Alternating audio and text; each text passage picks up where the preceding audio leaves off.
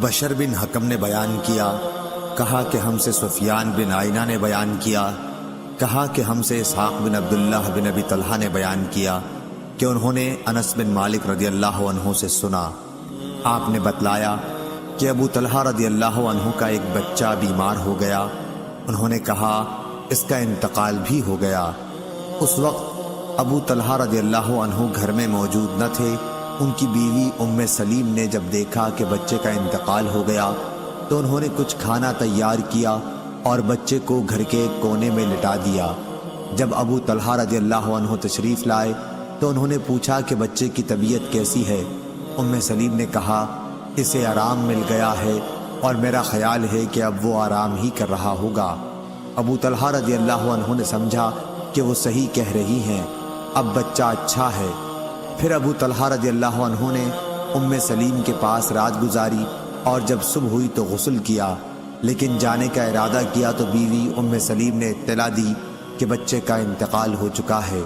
پھر انہوں نے نبی کریم صلی اللہ علیہ وسلم کے ساتھ نماز پڑھی اور آپ سے ام سلیم کا حال بیان کیا۔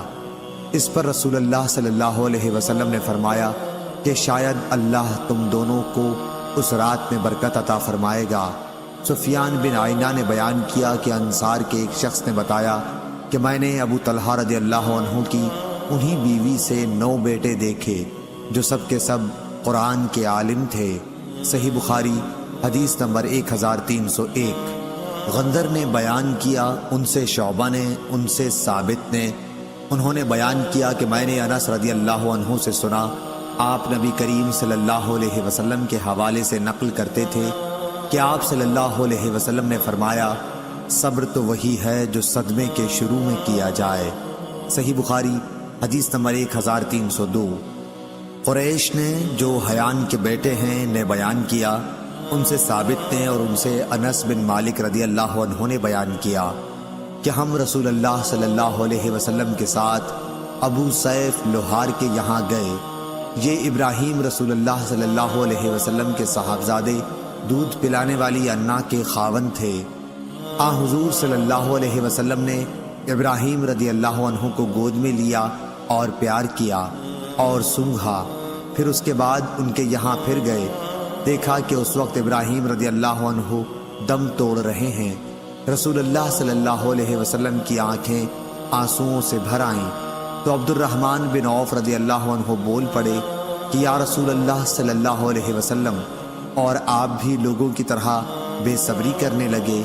حضور اکرم صلی اللہ علیہ وسلم نے فرمایا ابن عوف، یہ بے صبری نہیں، یہ تو رحمت ہے۔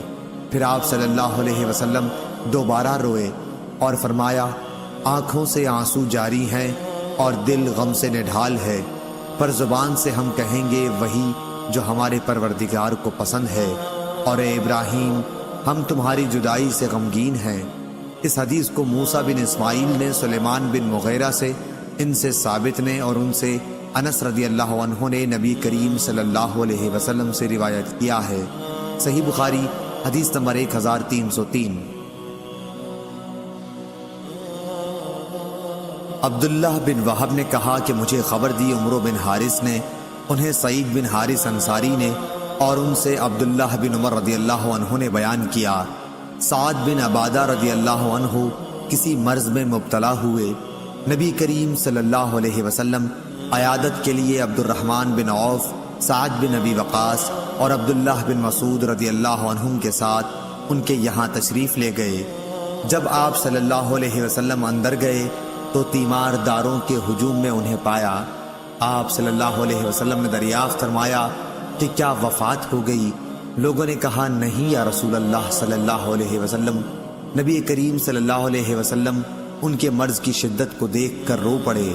لوگوں نے جو رسول اکرم صلی اللہ علیہ وسلم کو روتے ہوئے دیکھا تو وہ سب بھی رونے لگے۔ پھر آپ صلی اللہ علیہ وسلم نے فرمایا کہ سنو، اللہ تعالی آنکھوں سے آنسو نکلنے پر بھی عذاب نہیں کرے گا اور نہ دل کے غم پر، ہاں اس کا عذاب اس کی وجہ سے ہوتا ہے۔ آپ صلی اللہ علیہ وسلم نے زبان کی طرف اشارہ کیا، اگر زبان سے اچھی بات نہ نکلے تو یہ اس کی رحمت کا باعث بنتی ہے، اور میت کو اس کے گھر والوں کے نوحہ و ماتم کی وجہ سے بھی عذاب ہوتا ہے۔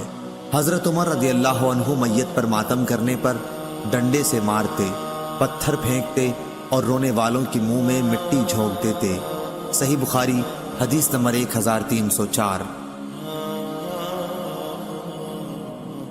محمد بن عبداللہ بن ہوشب نے بیان کیا، کہا ہم سے عبد الوہاب ثقفی نے، ان سے یحییٰ بن سعید انصاری نے، کہا کہ مجھے عمرہ بنت عبد الرحمن انصاری نے خبر دی۔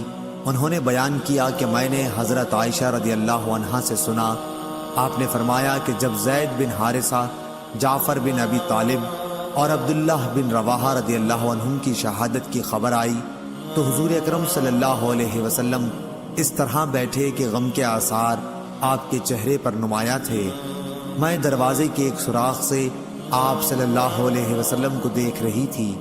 اتنے میں ایک صاحب آئے اور کہا کہ یا رسول اللہ صلی اللہ علیہ وسلم، جعفر کے گھر کی عورتیں نوحہ اور ماتم کر رہی ہیں۔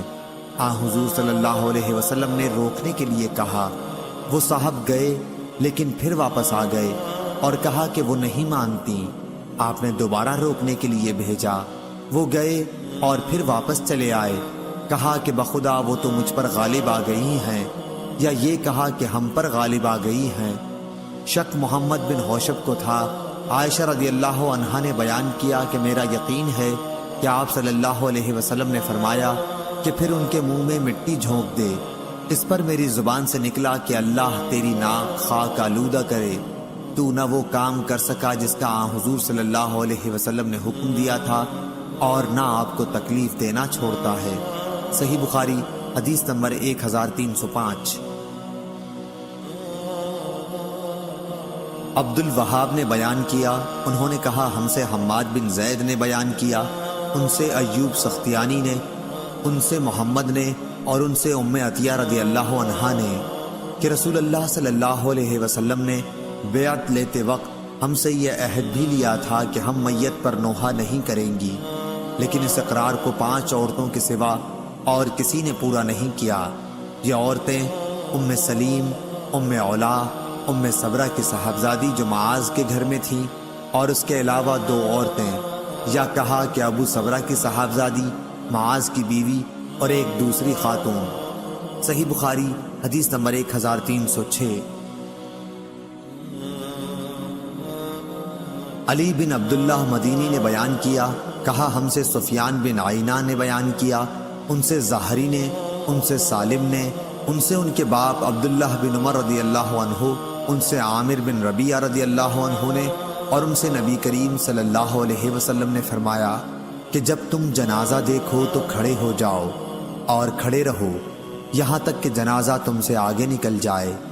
سفیان نے بیان کیا، ان سے زہری نے بیان کیا کہ مجھے سالم نے اپنے باپ عبداللہ بن عمر رضی اللہ عنہ سے خبر دی۔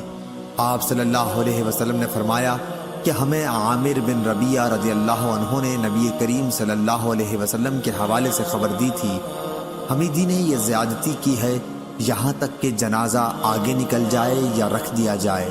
صحیح بخاری حدیث نمبر 1307۔ لیث بن سعد نے بیان کیا، انہوں نے کہا کہ ہم سے نافع نے اور ان سے عبداللہ بن عمر رضی اللہ عنہ نے عامر بن ربیعہ رضی اللہ عنہ کے حوالے سے کہ نبی کریم صلی اللہ علیہ وسلم نے فرمایا کہ جب تم میں سے کوئی جنازہ دیکھے تو اگر اس کے ساتھ نہیں چل رہا ہے تو کھڑا ہی ہو جائے تاکہ جنازہ آگے نکل جائے، یا آگے جانے کے بجائے خود جنازہ رکھ دیا جائے۔ صحیح بخاری حدیث نمبر 1308۔ احمد بن یونس نے بیان کیا، ان سے ابن ابی ذئب نے، ان سے سعید مقبری نے اور ان سے ان کے والد نے کہ ہم ایک جنازے میں شریک تھے کہ ابو ہریرہ رضی اللہ عنہ نے مروان کا ہاتھ پکڑا اور یہ دونوں صاحب جنازہ رکھے جانے سے پہلے بیٹھ گئے۔ اتنے میں ابو سعید رضی اللہ عنہ تشریف لائے اور مروان کا ہاتھ پکڑ کر فرمایا کہ اٹھو، خدا کی قسم یہ ابو ہریرہ رضی اللہ عنہ جانتے ہیں کہ نبی کریم صلی اللہ علیہ وسلم نے ہمیں اس سے منع فرمایا ہے۔ ابو ہریرہ رضی اللہ عنہ بولے کہ ابو سعید رضی اللہ عنہ نے سچ کہا ہے۔ صحیح بخاری حدیث نمبر 1309۔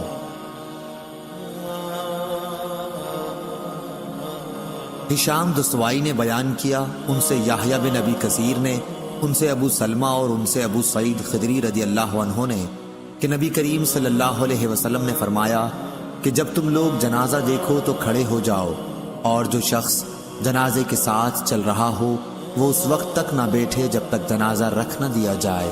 صحیح بخاری حدیث نمبر 1310۔ یحییٰ بن ابی کثیر نے بیان کیا، ان سے عبید اللہ بن مقسم نے اور ان سے جابر بن عبداللہ رضی اللہ عنہ نے کہ ہمارے سامنے سے ایک جنازہ گزرا تو نبی کریم صلی اللہ علیہ وسلم کھڑے ہوئے اور ہم بھی کھڑے ہو گئے۔ پھر ہم نے کہا کہ یا رسول اللہ صلی اللہ علیہ وسلم، یہ تو یہودی کا جنازہ تھا۔ آپ نے فرمایا کہ جب تم لوگ جنازہ دیکھو تو کھڑے ہو جایا کرو۔ صحیح بخاری حدیث نمبر 1311۔ عمرو بن مرہ نے بیان کیا کہ میں نے عبد الرحمن بن ابی لیلہ سے سنا، انہوں نے کہا کہ سہل بن حنیف اور قیس بن سعد رضی اللہ عنہ قادسیہ میں کسی جگہ بیٹھے ہوئے تھے، اتنے میں کچھ لوگ ادھر سے ایک جنازہ لے کر گزرے تو یہ دونوں بزرگ کھڑے ہو گئے۔ عرض کیا گیا کہ جنازہ تو زمیوں کا ہے جو کافر ہیں۔ اس پر انہوں نے فرمایا کہ نبی کریم صلی اللہ علیہ وسلم کے پاس سے اسی طرح سے ایک جنازہ گزرا تھا، آپ صلی اللہ علیہ وسلم اس کے لیے کھڑے ہو گئے۔ پھر آپ صلی اللہ علیہ وسلم سے کہا گیا کہ یہ تو یہودی کا جنازہ تھا، آپ نے فرمایا کہ یہودی کی جان نہیں ہے۔ صحیح بخاری حدیث نمبر 1312۔ ابو حمزہ نے اعمش سے بیان کیا، ان سے عمرو نے، ان سے ابن ابی لیلہ نے کہ میں قیس اور سہل رضی اللہ عنہ کے ساتھ تھا۔ ان دونوں نے بیان کیا کہ ہم رسول اللہ صلی اللہ علیہ وسلم کے ساتھ تھے، اور زکریا نے کہا، ان سے شعبہ نے اور ان سے ابن ابی لیلہ نے کہ ابو مسعود اور قیس رضی اللہ عنہ جنازے کے لیے کھڑے ہو جاتے تھے۔ صحیح بخاری حدیث نمبر 1313۔ سعید مقبری نے بیان کیا، ان سے ان کے باپ کیسان نے کہ انہوں نے ابو سعید خدری رضی اللہ عنہ سے سنا کہ رسول اللہ صلی اللہ علیہ وسلم نے فرمایا کہ جب میت چارپائی پر رکھی جاتی ہے اور مرد اسے کاندھوں پر اٹھاتے ہیں تو اگر وہ نیک ہو تو کہتا ہے کہ مجھے آگے لے چلو، لیکن اگر نیک نہیں ہوتا تو کہتا ہے ہائے بربادی، مجھے کہاں لے جا رہے ہو۔ اس آواز کو انسان کے سوا تمام مخلوق خدا سنتی ہے، اگر انسان کہیں سن پائے تو بے ہوش ہو جائے۔ صحیح بخاری حدیث نمبر 1314۔ سفیان نے بیان کیا، انہوں نے کہا کہ ہم نے زہری سے سن کر یہ حدیث یاد کی، انہوں نے سعید بن مسیب سے اور انہوں نے ابو ہریرہ رضی اللہ عنہ سے کہ نبی کریم صلی اللہ علیہ وسلم نے فرمایا کہ جنازہ لے کر جلد چلا کرو، کیونکہ اگر وہ نیک ہے تو تم اس کو بھلائی کی طرف نزدیک کر رہے ہو، اور اگر اس کے سوا ہے تو ایک شر ہے جسے تم اپنی گردنوں سے اتارتے ہو۔ صحیح بخاری حدیث نمبر 1315۔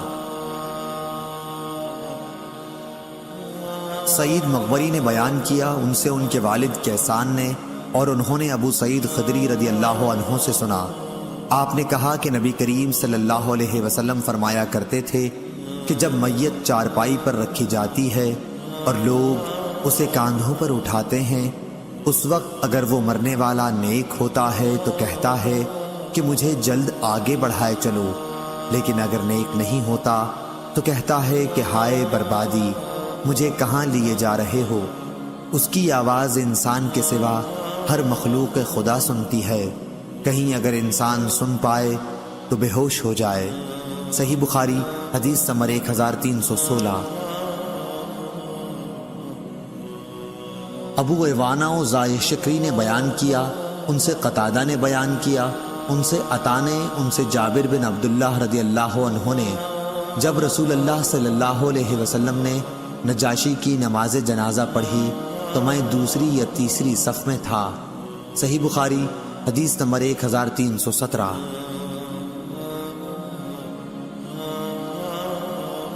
یزید بن زری نے بیان کیا، انہوں نے کہا کہ ہم سے معمر نے، ان سے زہری نے، ان سے سعید نے اور ان سے ابو ہریرہ رضی اللہ عنہ نے کہ نبی کریم صلی اللہ علیہ وسلم نے اپنے اصحاب کو نجاشی کی وفات کی خبر سنائی۔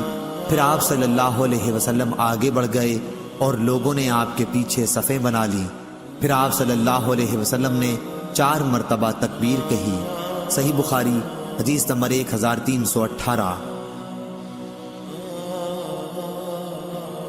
شعبی نے بیان کیا کہ مجھے نبی کریم صلی اللہ علیہ وسلم کے ایک صحابی نے خبر دی کیا حضور صلی اللہ علیہ وسلم ایک قبر پر آئے جو اور قبروں سے الگ تھلگ تھی۔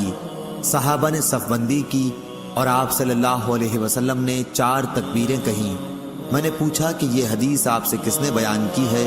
انہوں نے بتایا کہ ابن عباس رضی اللہ تعالی عنہ نے۔ صحیح بخاری حدیث نمبر 1319۔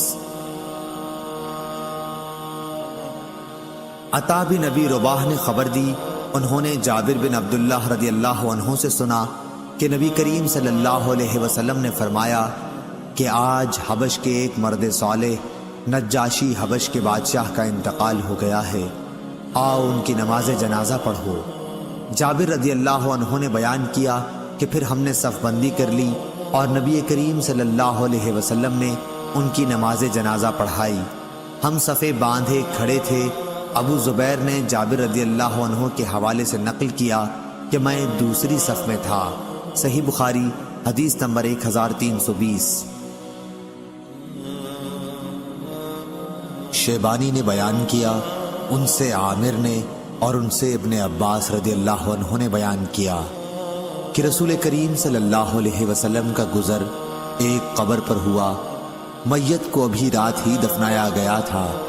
حضور صلی اللہ علیہ وسلم نے دریافت فرمایا کہ دفن کب کیا گیا ہے؟ لوگوں نے کہا کہ گزشتہ رات۔ آپ صلی اللہ علیہ وسلم نے فرمایا کہ مجھے کیوں نہیں اطلاع کرائی؟ لوگوں نے عرض کیا کہ اندھیری رات میں دفن کیا گیا، اس لیے ہم نے آپ کو جگانا مناسب نہ سمجھا۔ پھر آپ صلی اللہ علیہ وسلم کھڑے ہو گئے اور ہم نے آپ کے پیچھے صفیں بنا لی۔ ابن عباس رضی اللہ عنہ نے بیان کیا کہ میں بھی انہی میں تھا، نابالغ تھا لیکن نماز جنازہ میں شرکت کی۔ صحیح بخاری حدیث نمبر 1321۔ شعبی نے بیان کیا کہ مجھے اس صحابی نے خبر دی جو نبی کریم صلی اللہ علیہ وسلم کے ساتھ ایک الگ تھلگ قبر پر سے گزرا۔ وہ کہتا تھا کہ آپ صلی اللہ علیہ وسلم نے ہماری امامت کی اور ہم نے آپ کے پیچھے صفیں بنا لی۔ ہم نے پوچھا کہ ابو عمرو یہ شعبی کی کنیت ہے، یہ آپ سے بیان کرنے والے کون صحابی ہیں؟ فرمایا کہ عبداللہ بن عباس رضی اللہ عنہ۔ صحیح بخاری حدیث نمبر 1322۔ جریر بن حازم نے بیان کیا، کہا کہ میں نے نافع سے سنا، آپ نے بیان کیا کہ ابن عمر رضی اللہ عنہ نے بیان کیا کہ ابو ہریرہ رضی اللہ عنہ نے بیان کیا کہ جو دفن تک جنازے کے ساتھ رہے اسے ایک قرات کا ثواب ملے گا۔ ابن عمر رضی اللہ عنہ نے فرمایا کہ ابو ہریرہ احادیث بہت زیادہ بیان کرتے ہیں۔ صحیح بخاری حدیث نمبر 1323۔ پھر ابو ہریرہ رضی اللہ عنہ کی حضرت عائشہ رضی اللہ عنہا نے بھی تصدیق کی اور فرمایا کہ میں نے رسول اللہ صلی اللہ علیہ وسلم سے یہ ارشاد خود سنا ہے۔ اس پر ابن عمر رضی اللہ عنہ نے کہا کہ پھر تو ہم نے بہت سے قیراتوں کا نقصان اٹھایا۔ سورہ زمر میں جو لفظ فرتت آیا ہے اس کے یہی معنی ہیں، میں نے ضائع کیا۔ سورہ زمر میں جو لفظ فرت آیا ہے اس کے یہی معنی ہیں، میں نے ضائع کیا۔ صحیح بخاری حدیث نمبر 1324۔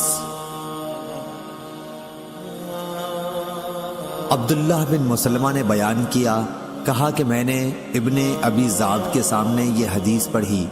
ان سے ابو سعید مقبری نے بیان کیا، ان سے ان کے باپ نے، انہوں نے ابو ہریرہ رضی اللہ عنہ سے پوچھا تو آپ نے فرمایا کہ میں نے نبی کریم صلی اللہ علیہ وسلم سے سنا تھا۔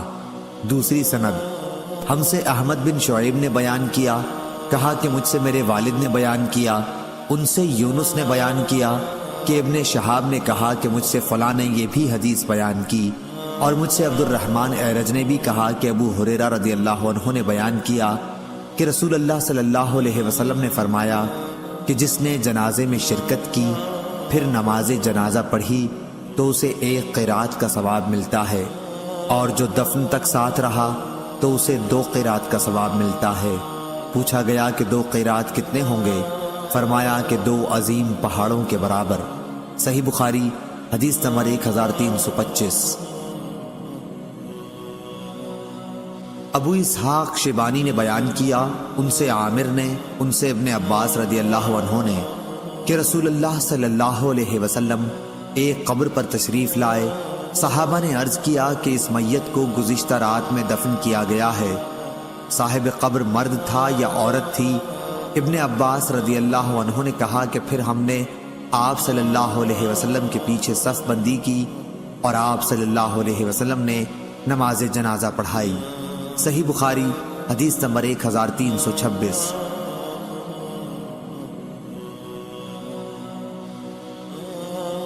سعید بن مسیب اور ابو سلمہ نے بیان کیا، اور ان دونوں حضرات سے ابو ہریرہ رضی اللہ عنہ نے روایت کیا کہ نبی کریم صلی اللہ علیہ وسلم نے حبشہ کے نجاشی کی وفات کی خبر دی، اسی دن جس دن ان کا انتقال ہوا تھا۔ آپ نے فرمایا کہ اپنے بھائی کے لیے خدا سے مغفرت چاہو۔ صحیح بخاری حدیث نمبر 1327۔ اور ابن شہاب سے یوں بھی روایت ہے، انہوں نے کہا کہ مجھ سے سعید بن مسیب نے بیان کیا کہ ابو ہریرہ رضی اللہ عنہ نے فرمایا کہ نبی کریم صلی اللہ علیہ وسلم نے عیدگاہ میں صف بندی کرائی، پھر نماز جنازہ کی 4 تکبیریں کہیں۔ صحیح بخاری حدیث نمبر 1328۔ ابو زمرہ نے بیان کیا، انہوں نے کہا کہ ہم سے موسیٰ بن عقبہ نے بیان کیا، ان سے نافع نے اور ان سے عبداللہ بن عمر رضی اللہ عنہ نے، کہ یہود نبی کریم صلی اللہ علیہ وسلم کے حضور میں اپنے ہم مذہب ایک مرد اور عورت کا جنہوں نے زنا کیا تھا مقدمہ لے کر آئے۔ حضور صلی اللہ علیہ وسلم کے حکم سے مسجد کے نزدیک نماز جنازہ پڑھنے کی جگہ کے پاس انہیں سنسار کر دیا گیا۔ صحیح بخاری حدیث نمبر 1329۔ عبید اللہ بن موسیٰ نے بیان کیا، ان سے شیبانی نے، ان سے ہلال و زان نے، ان سے عروہ نے اور ان سے عائشہ رضی اللہ عنہا نے، کہ نبی کریم صلی اللہ علیہ وسلم نے اپنے مرض وفات میں فرمایا کہ یہود اور نصارہ پر اللہ کی لعنت ہو کہ انہوں نے اپنے انبیاء کی قبروں کو مساجد بنا لیا۔ حضرت عائشہ نے کہا کہ اگر ایسا ڈر نہ ہوتا تو آپ کی قبر کھلی رہتی اور حجرے میں نہ ہوتی، کیونکہ مجھے ڈر اس کا ہے کہ کہیں آپ کی قبر بھی مسجد نہ بنا لی جائے۔ صحیح بخاری حدیث نمبر 1330۔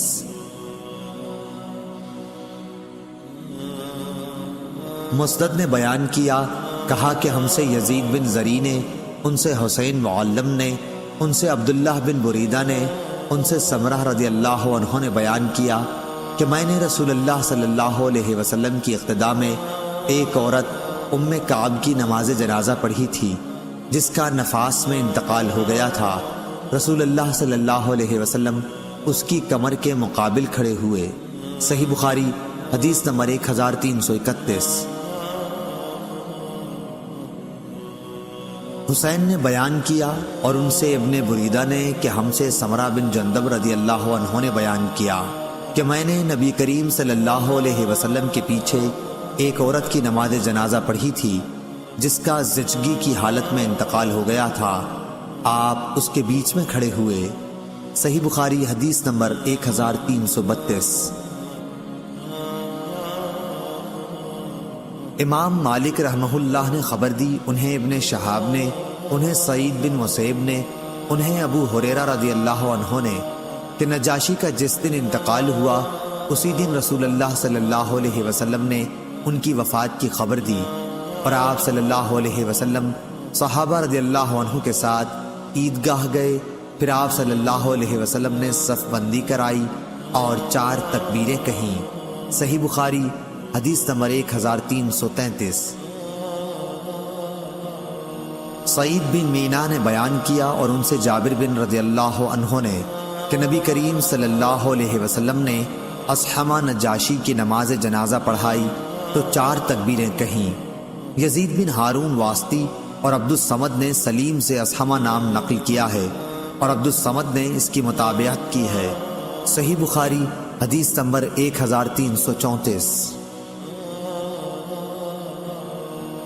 شعبہ نے بیان کیا، ان سے سعد بن ابراہیم نے اور ان سے طلحہ نے کہا کہ میں نے ابن عباس رضی اللہ عنہ کی اقتداء میں نماز جنازہ پڑھی۔ دوسری سند، ہم سے محمد بن کثیر نے بیان کیا، کہا کہ ہمیں سفیان سوری نے خبر دی، انہیں سعد بن ابراہیم نے، انہیں طلحہ بن عبداللہ بن عوف نے، انہوں نے بتلایا کہ میں نے ابن عباس رضی اللہ عنہ کے پیچھے نماز جنازہ پڑھی تو آپ نے سورہ فاتحہ ذرا پکار کر پڑھی، پھر فرمایا کہ تمہیں معلوم ہونا چاہیے کہ یہی طریقہ نبوی ہے۔ صحیح بخاری حدیث نمبر 1335۔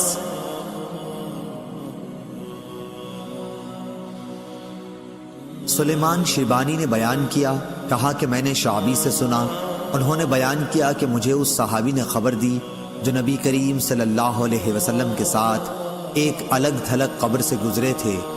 قبر پر آپ صلی اللہ علیہ وسلم امام بنے اور صحابہ نے آپ کے پیچھے نماز جنازہ پڑھی۔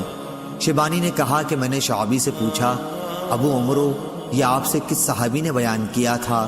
تو انہوں نے بتلایا کہ ابن عباس رضی اللہ عنہ نے۔ صحیح بخاری حدیث نمبر 1336۔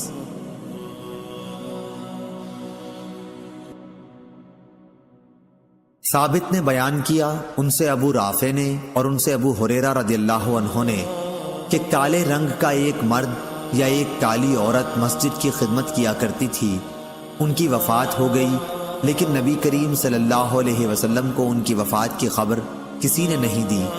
ایک دن آپ نے خود یاد فرمایا کہ وہ شخص دکھائی نہیں دیتا۔ صحابہ رضی اللہ عنہ نے کہا، یا رسول اللہ صلی اللہ علیہ وسلم، ان کا تو انتقال ہو گیا۔ آپ صلی اللہ علیہ وسلم نے فرمایا کہ پھر تم نے مجھے خبر کیوں نہیں دی؟ صحابہ نے عرض کیا کہ یہ وجوہ تھیں، اس لیے آپ کو تکلیف نہیں دی گئی۔ گویا لوگوں نے ان کو حقیر جان کر قابل توجہ نہیں سمجھا، لیکن آپ نے فرمایا کہ چلو مجھے ان کی قبر بتا دو۔ چنانچہ آپ صلی اللہ علیہ وسلم اس کی قبر پر تشریف لائے اور اس پر نماز جنازہ پڑھی۔ صحیح بخاری حدیث نمبر 1337۔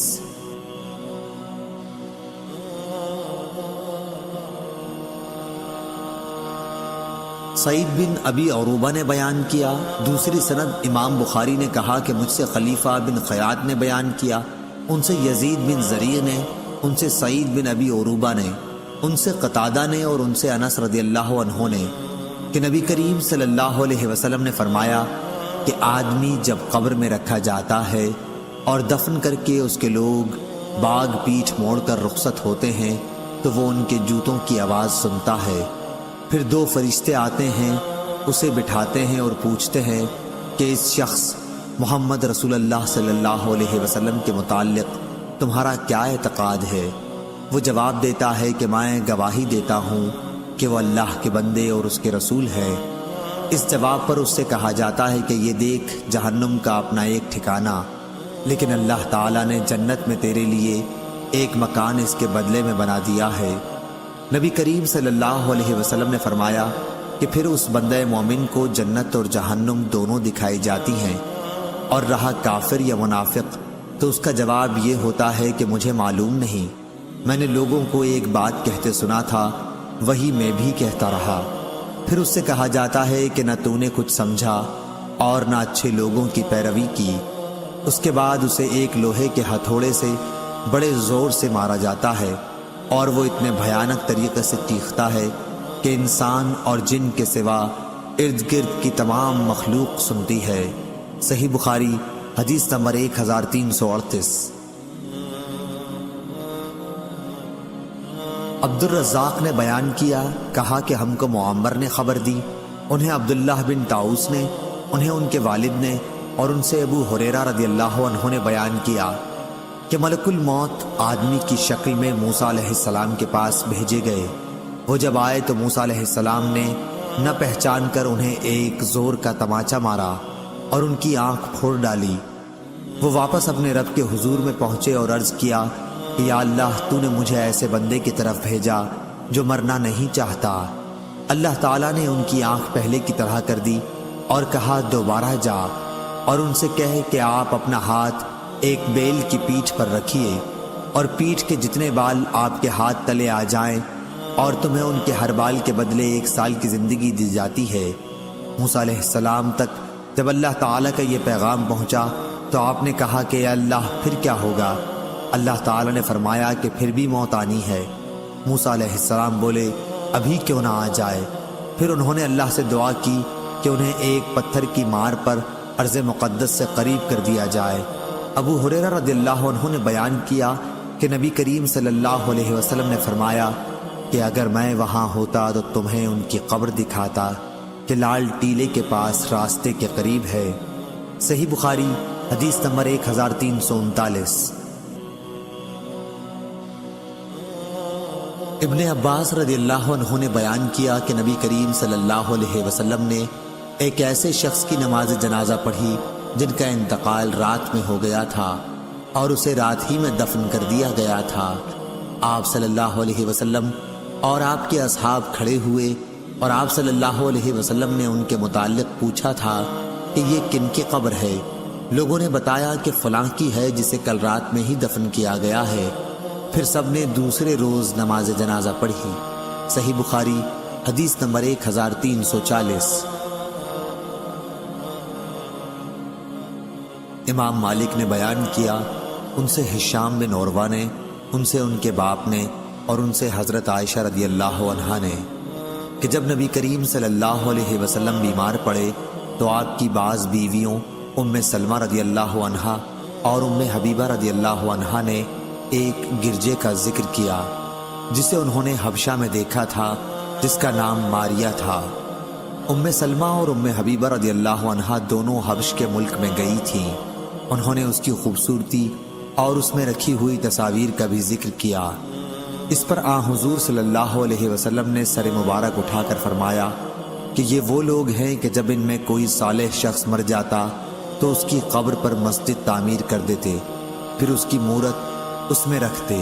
اللہ کے نزدیک یہ لوگ ساری مخلوق میں برے ہیں۔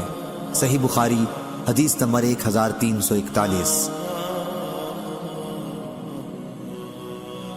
ہلال بن علی نے بیان کیا ان سے انس بن مالک رضی اللہ عنہ نے کہ ہم رسول اللہ صلی اللہ علیہ وسلم کی بیٹی کے جنازے میں حاضر تھے۔ حضور صلی اللہ علیہ وسلم قبر پر بیٹھے ہوئے تھے۔ میں نے دیکھا کہ آپ صلی اللہ علیہ وسلم کی آنکھوں سے آنسو جاری تھے۔ آپ نے پوچھا کہ کیا ایسا آدمی بھی کوئی یہاں ہے جو آج رات کو عورت کے پاس نہ گیا ہو؟ اس پر ابو طلحہ رضی اللہ عنہ بولے کہ میں حاضر ہوں۔ حضور اکرم نے فرمایا کہ پھر تم قبر میں اتر جاؤ۔ انس رضی اللہ عنہ نے کہا کہ وہ اتر گئے اور میت کو دفن کیا۔ عبداللہ بن مبارک نے بیان کیا کہ فلیح نے کہا کہ میرا خیال ہے کہ لم یقارف کا معنی یہ ہے کہ جس نے گناہ نہ کیا ہو۔ امام بخاری رحمہ اللہ نے کہا کہ سورہ نساء میں جو لیقترفوا آیا ہے اس کا معنی یہی ہے تاکہ گناہ کریں۔ صحیح بخاری حدیث نمبر 1342۔ ابن شہاب نے بیان کیا ان سے عبد الرحمن بن کعب بن مالک نے ان سے جابر بن عبداللہ رضی اللہ عنہ نے کہ نبی صلی اللہ علیہ وسلم نے احد کے 2 شہیدوں کو ملا کر ایک ہی کپڑے کا کفن دیا۔ آپ دریافت فرماتے کہ ان میں قرآن کسے زیادہ یاد ہے؟ کسی ایک کی طرف اشارے سے بتایا جاتا تو آپ بغلی قبر میں اسی کو آگے کرتے اور فرماتے کہ میں قیامت میں ان کے حق میں شہادت دوں گا۔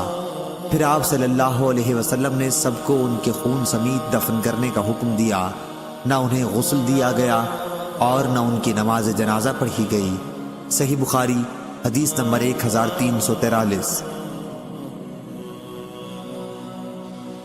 یزید بن ابی حبیب نے بیان کیا ان سے ابو الخیر یزید بن عبداللہ نے ان سے عقبہ بن عامر نے کہ نبی کریم صلی اللہ علیہ وسلم ایک دن باہر تشریف لائے اور احد کے شہیدوں پر اس طرح نماز پڑھی جیسے میت پر پڑھی جاتی ہے۔ پھر منبر پر تشریف لائے اور فرمایا دیکھو میں تم سے پہلے جا کر تمہارے لیے میرے سامان بنوں گا۔ اور میں تم پر گواہ رہوں گا، اور قسم اللہ کی میں اس وقت اپنے حوض کو دیکھ رہا ہوں اور مجھے زمین کے خزانوں کی کنجیاں دی گئی ہیں، یا یہ فرمایا کہ مجھے زمین کی کنجیاں دی گئی ہیں، اور قسم خدا کی مجھے اس کا ڈر نہیں کہ میرے بعد تم شرک کرو گے، بلکہ اس کا ڈر ہے کہ تم لوگ دنیا حاصل کرنے میں رغبت کرو گے، نتیجہ یہ کہ آخرت سے غافل ہو جاؤ گے۔ صحیح بخاری حدیث نمبر 1344۔ شہاب نے بیان کیا ان سے عبد الرحمن بن کعب نے کہ جابر بن عبداللہ رضی اللہ عنہ نے انہیں خبر دی کہ نبی کریم صلی اللہ علیہ وسلم نے احد کے 2 شہیدوں کو دفن کرنے میں ایک ساتھ جمع فرمایا تھا۔ صحیح بخاری حدیث نمبر 1345۔ لیث بن سعد نے بیان کیا ان سے ابن شہاب نے ان سے عبد الرحمن بن کعب نے اور ان سے جابر رضی اللہ عنہ نے کہ نبی کریم صلی اللہ علیہ وسلم نے فرمایا کہ انہیں خون سمیت دفن کر دو، یعنی احد کی لڑائی کے موقع پر، اور انہیں غسل نہیں دیا تھا۔ صحیح بخاری حدیث نمبر 1346۔ ابن شہاب نے بیان کیا ان سے عبد الرحمن بن کعب بن مالک نے اور ان سے جابر بن عبداللہ رضی اللہ عنہ نے کہ رسول اللہ صلی اللہ علیہ وسلم احد کے 2 شہیدوں مردوں کو ایک ہی کپڑے میں کفن دیتے اور پوچھتے کہ ان میں قرآن کس نے زیادہ یاد کیا ہے، پھر جب کسی ایک کی طرف اشارہ کر دیا جاتا تو لحد میں اسی کو آگے بڑھاتے اور فرماتے جاتے کہ میں ان پر گواہ ہوں۔ آپ نے خون سمیت انہیں دفن کرنے کا حکم دیا، نہ ان کی نماز جنازہ پڑھی اور نہ انہیں غسل دیا۔ صحیح بخاری حدیث نمبر 1347۔ امام اوزائی نے خبر دی انہیں زہری نے اور ان سے حضرت جابر بن عبداللہ رضی اللہ عنہ نے کہ رسول اللہ صلی اللہ علیہ وسلم پوچھتے جاتے تھے کہ ان میں قرآن زیادہ کس نے حاصل کیا ہے، جس کی طرف اشارہ کر دیا جاتا آپ لحد میں اسی کو دوسرے سے آگے بڑھاتے۔ حضرت جابر بن عبداللہ رضی اللہ عنہ نے بیان کیا کہ میرے والد اور چچا کو ایک ہی کمبل میں کفن دیا گیا تھا۔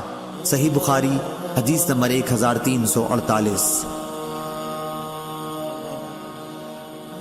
عبد الوہاب نے بیان کیا کہا ہم سے خالد حذا نے ان سے اکرمہ نے ان سے ابن عباس رضی اللہ عنہ نے کہ نبی کریم صلی اللہ علیہ وسلم نے فرمایا کہ اللہ تعالیٰ نے مکے کو حرم کیا ہے، نہ مجھ سے پہلے کسی کے لیے یہاں قتل و خون حلال تھا اور نہ میرے بعد ہوگا، اور میرے لیے بھی تھوڑی دیر کے لیے فتح مکہ کے دن حلال ہوا تھا، پس نہ اس کی گھاس اکھاڑی جائے، نہ اس کے درخت قلم کیے جائیں، نہ یہاں کے جانوروں کو شکار کے لیے بھگایا جائے، اور سوا اس شخص کے جو اعلان کرنا چاہتا ہو کہ یہ گری ہوئی چیز کس کی ہے، کسی کے لیے وہاں سے کوئی گری ہوئی چیز اٹھانی جائز نہیں۔ اس پر حضرت عباس رضی اللہ عنہ نے کہا لیکن اس سے اذخر کا استثناء کر دیجئے کہ یہ ہمارے سناروں کے اور ہماری قبروں میں کام آتی ہے۔ آپ صلی اللہ علیہ وسلم نے فرمایا کہ مگر اذخر کی اجازت ہے۔ ابو ہریرہ رضی اللہ عنہ کی نبی کریم صلی اللہ علیہ وسلم سے روایت میں ہے ہماری قبروں اور گھروں کے لیے۔ صحیح بخاری حدیث نمبر 1349۔